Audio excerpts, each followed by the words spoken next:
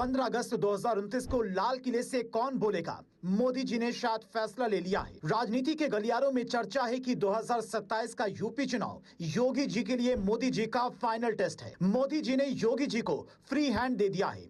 UP जीतो और देश का दिल जीतो। अगर 2027 में योगी जी ने यूपी में रिकॉर्ड जीत हासिल कर ली तो समझो 2029 में उनका रास्ता साफ है। क्या आपको भी लगता है कि योगी जी ही मोदी जी के असली उत्तराधिकारी हैं? अपनी राय कमेंट में नेक्स्ट पीएम योगी लिखकर जरूर दें।